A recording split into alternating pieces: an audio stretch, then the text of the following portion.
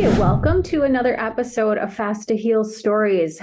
Wow, we are just coming up to Christmas at the time that this is coming out and when I am recording it. And I know I'm feeling the overwhelm, so I'm going to keep this episode shorter, but it's a very, very important episode. So hopefully you take a few minutes to listen. Today is the last day of my 12 days of Christmas as well. So make sure to check that out. And I'm going to let you in on a little secret because chances are you'll be listening to this a little bit later. But if you happen to be listening on the 13th and you missed something that was put out during the 12 days of Christmas, because I put out all kinds of offers and program enrollment and discounts, and pretty much everything that I have to offer was in the 12 days of Christmas discounted at some point. But Wednesday, December 13th, I'm revealing all of the daily deals for one day that you can get until 9 p.m. on the 13th. So if you miss something, I totally get out go. Sometimes I don't check my email at all over the weekend, or I really try not to, or if I do, I'm like, respond to that later. You can get any of the deals for just that one day, and then everything is closing. The 12 days are done. It's been really fun, but lots and lots of offers in there. So if you are interested in enrolling in Low Insulin Academy Live, that's a daily deal for today, and it's $100 off. I have never discounted it that much before. I can honestly say that I never have. Typically, when you're on the wait list, I send you a promo code for 10% off, which comes out to be $59.70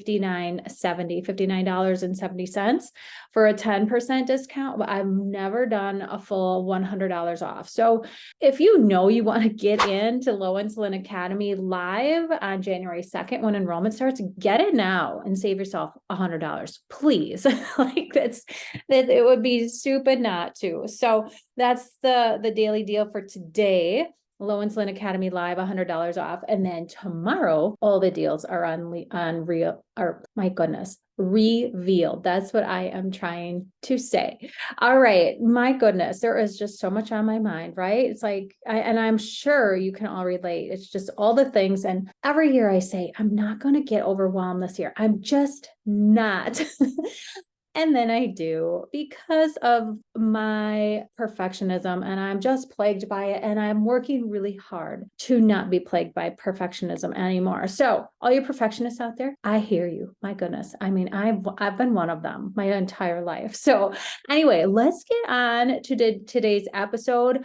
I truly hope that you are having a peaceful season and just take some time to reflect on what's important about the season. We can get wrapped up in so many things, but today I'm going to do a hot topic on a follower of mine who is in my Fast to Heal support group on Facebook, which is a free support group. The link is in the show notes if you want to join that support group. And what she wrote in, I responded to, but and actually my assistant Keely forwarded it to me, and she's like, this is a tough one. Like, I'm not sure how to answer, because Keely does a lot in the Facebook for me. And if she's not sure of something, she always checks with me, because she doesn't want to be putting something in the Facebook group that I would, agree with, or she always does just such a great job of double checking before she answers. And I was like, that's so good. And I said, I will respond to her, but tell her I'd like to do a podcast episode on this as well.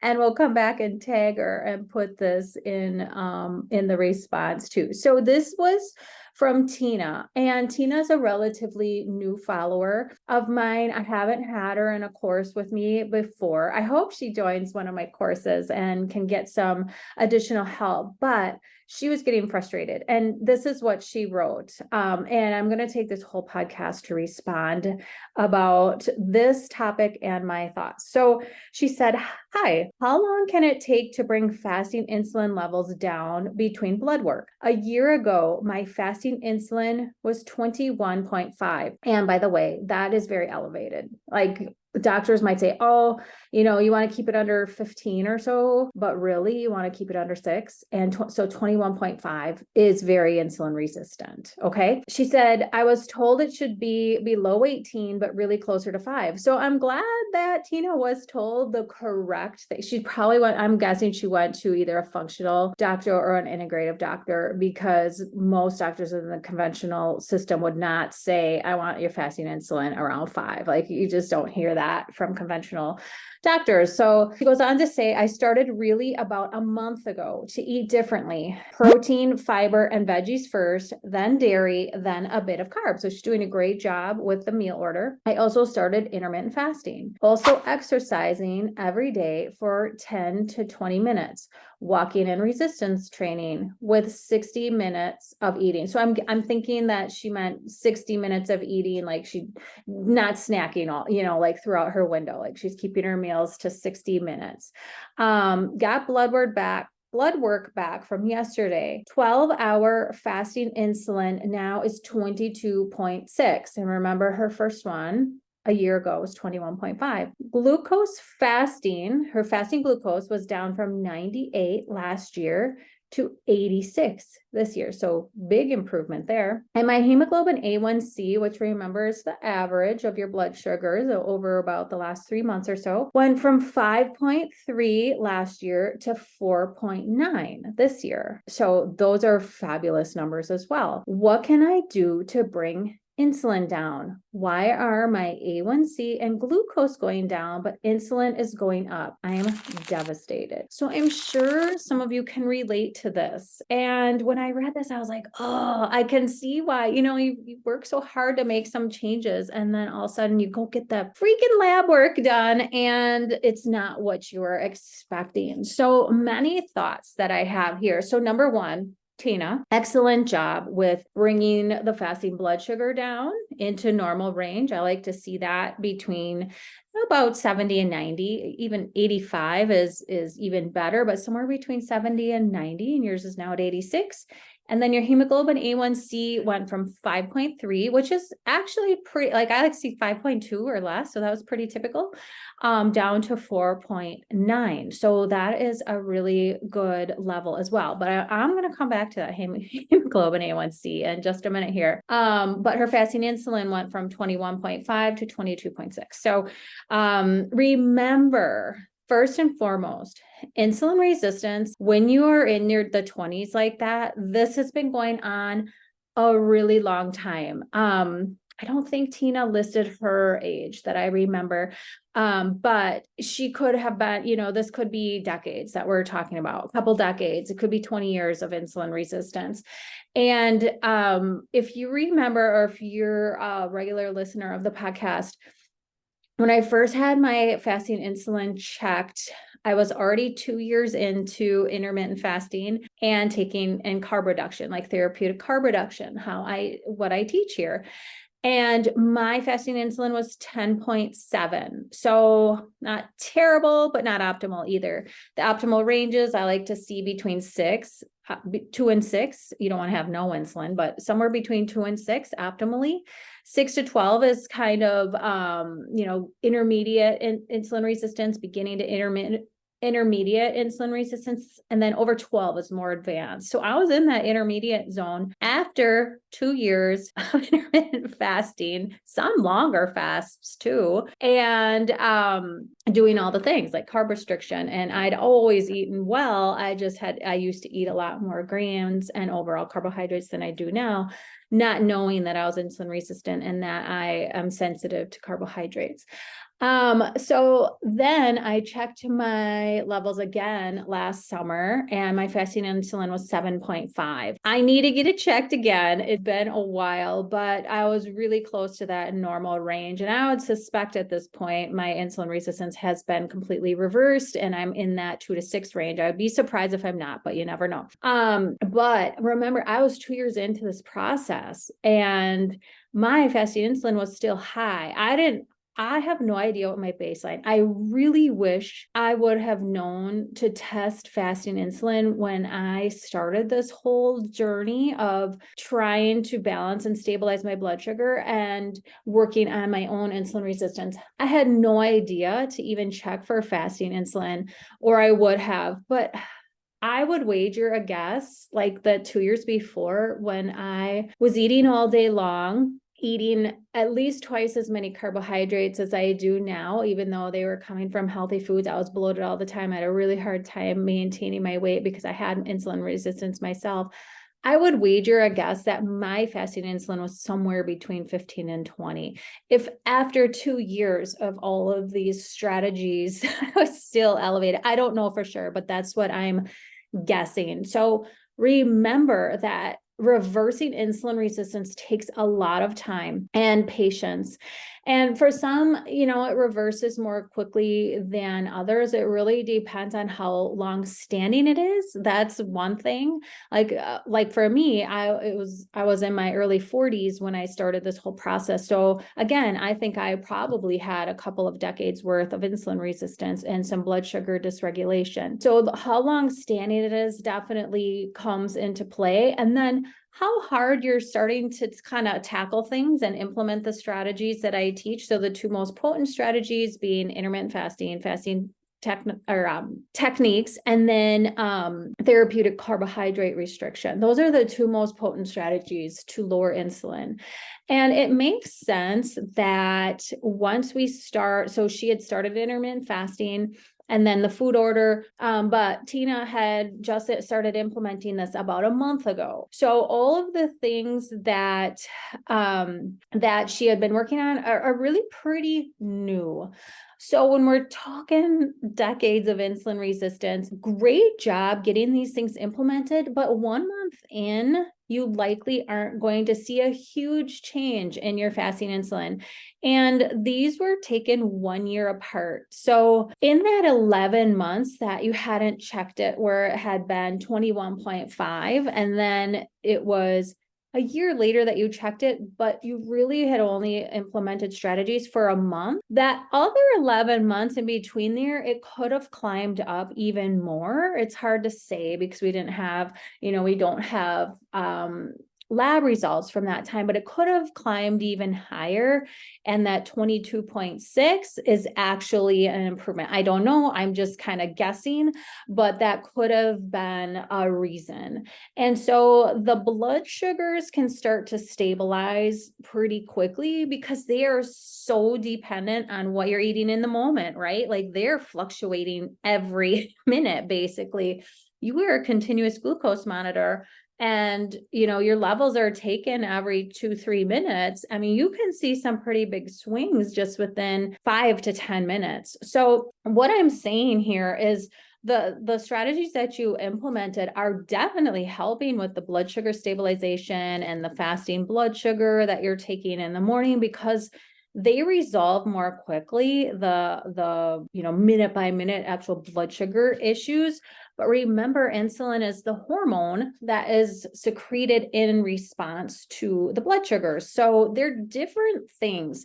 We like to kind of think of blood sugar and insulin being, all kind of the same thing. And they're so related, they're married very closely. But they're different measurements. One's a hormone and one's your actual glucose. So it's going to take some time to start to reverse that fasting insulin. Okay, so the blood sugars can change very, very quickly. I mean, you don't eat for 12 hours and your blood sugar is basically back down to baseline. For some people, for a lot of people, that's elevated, but it's going to change. And after you eat a meal, an hour later, your blood sugar can be completely different than what it was. So another thing to remember, so our blood sugar is changing way more quickly than our fasting glucose is changing a lot more quickly than our fasting insulin. And another thing to remember is that with insulin resistance, especially if it's long-standing, you have just you're just lacking insulin sensitivity. Those receptors, those insulin receptors on the cell are just not responding to the glucose in the bloodstream, the energy that you want it to those cells to uptake. They're just not responding. So again, if you're changing your diet and you're changing your exercise levels, you can manipulate that glucose very quickly. The insulin sensitivity is different. That takes a while to reestablish. Those cells need to become more sensitive to glucose again, and that takes months to sometimes years. I'm not going to lie about that. Like, people think, oh, I'm going to reverse my insulin resistance within a month. And sometimes you can restore blood sugars back to normal within a month, but not fasting insulin if it's long-standing. So that takes a lot longer, a lot more perseverance. And there's a couple of different things to look at here, which I've talked about before. Like, you want to look at your fasting insulin, like Tina has done. But so you want to look at the fasting insulin definitely over time, but you also want to look at physical symptoms. So are your physical symptoms of insulin resistance improving? Is that gnawing hunger starting to go away? Are the sugar cravings and carbohydrate cravings starting to resolve? Are you able to go longer periods of time without eating? Is your skin improving? If you had skin issues, are you sleeping better? Are you starting to lose weight? Because weight loss resistance can be a telltale sign of high insulin and insulin resistance as well. So all of these things definitely take some time to reestablish and level out. And like I said, it's years to decades of building that insulin resistance, and it doesn't just recover overnight. Now, depending on your carb restriction and what type of fasting techniques you are implementing, especially if you're younger, a lot of times you can reverse insulin resistance in 3 to 6 months. But for others of us, myself included, it took me a couple of years to resolve the insulin resistance and to really be very strategic about how many carbohydrates I was consuming. I was doing 24-hour fasts weekly. I did a couple of longer fasts. I didn't do a ton of longer fasts, but I did do some overnight fasts in that time as well. There were a lot of things that I was implementing. I was trying to get my stress better managed. I'm still working on that. And my stress is very intertwined with my sleep. If I'm very, very stressed out, that's when I don't sleep well. Also, so all of those things I gave up alcohol. There's just a lot of things that come into play. The other thing I want to address, so again, it's going to take some time. So don't get deterred, just keep going with it. And if you're doing these strategies, it will reverse in time, but it takes a while for that insulin sensitivity to come back. But the longer fast can be very, very valuable because that's what really is going to help reestablish your insulin sensitivity. Now, I also want to draw your attention back to the hemoglobin A1C. And remember, that is an average of the last 3 months or so of what your blood sugar would be, like your average blood sugar number. And we measure that in a percentage. It's basically a percentage of sugar on red blood cells. But Tina's went from 5.3 to 4.9. I like to see it optimally under 5.2, even under 5.4 is great. So the interesting thing is that her A1C was pretty normal to begin with.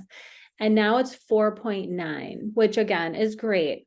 I wouldn't want to see it too much lower than that. And the one thing that I would be interested to see, that again, we're not going to really know with just these couple of numbers that we have here. I would love to see Tina wear a continuous glucose monitor and see if she's getting some highs and followed by lows, like glucose dips, because that A1C is pretty low. It's a healthy range, but 4.9, that's pretty low. And I'd be curious to see if she was getting symptoms of hypoglycemia, where when her blood sugar is starting to come down, is she getting shaky or irritable or super, super hungry or, dizzy, having to eat right now, having severe carbohydrate cravings, not being able to intermittent fast well, maybe waking up in the middle of the night, especially if you're waking up at the same time every night. Now, don't mistake it. Like people wake up around the same time a lot of times. Like I wake up around 3 o'clock in the morning almost every night. And it's not because my blood sugar goes low. It's just because I think I'm completing a sleep cycle.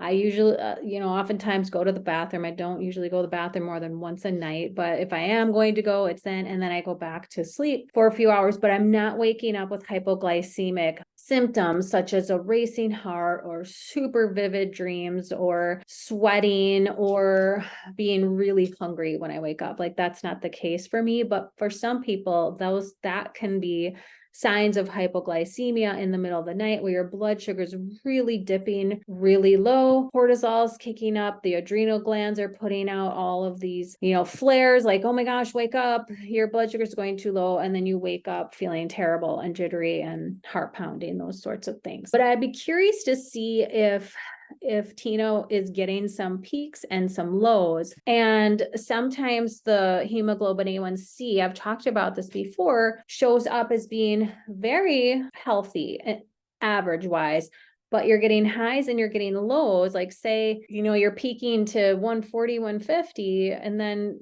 crashing down to 50 or 60. And overall, the average looks good, but really you're on a blood sugar roller coaster, not feeling good. And that's not good for the body to have those highs and lows like that. And it can also be indicative of a little bit of insulin resistance as well. And that higher insulin, you're getting a peak, you're getting a big rush of insulin, and then your blood sugar's crashing. So that hemoglobin A1C is looking average and good, but you got a spike, you got a big push of insulin that's causing insulin resistance, and then your blood sugar is plummeting. So that can be fixed with diet for sure. So again, in closing, so those are the two things that I thought about right away, like the time, it takes time to reverse this for sure. She just started implementing all of these things about a month ago, seeing some really good results, but keep going with it. It takes months to years to get back to a really healthy amount of fasting insulin. And then the other thing would be, taking it even one step further to wear a continuous glucose monitor. And Thea Health is a sponsor of the podcast. Their link is in the show notes. We will link that. And I love them because their dashboard or the app, whatever you want to call it, is really easy to use. And they have the most affordable glucose monitors on the market. And you can order them without a prescription. You can just use the link in the show notes and order them. You pay for your sensors, but you also pay to use their app and their, their data collection for a year. But it's very well worth it because their sensors are priced so well. And the other nice thing about working with them, which is one of the main reasons why I work with them, is because you can release your data to me and I can look at it and I can help you determine what's going on with your blood sugar, why you're having such, spikes and crashes. And as long as you're putting your food intake in there, I can kind of see what's going on and how your blood sugar is reacting to all the things, food, environment, sleep, stress, exercise, all of that. So in closing, keep going with it. These things take time. Wear a continuous glucose monitor if at all possible. I know that it is an extra cost, which is why I recommend the ones from Thea Health. Use the link in the show notes. I can help you further on that. So wear the CGM and then make sure even tracking symptoms can be helpful too, to make sure you're not getting symptoms of hypoglycemia, getting big spikes, big crashes. Hang in there. It takes some time to reverse that fasting insulin. Hope you learned a lot today. I'll see you back next week.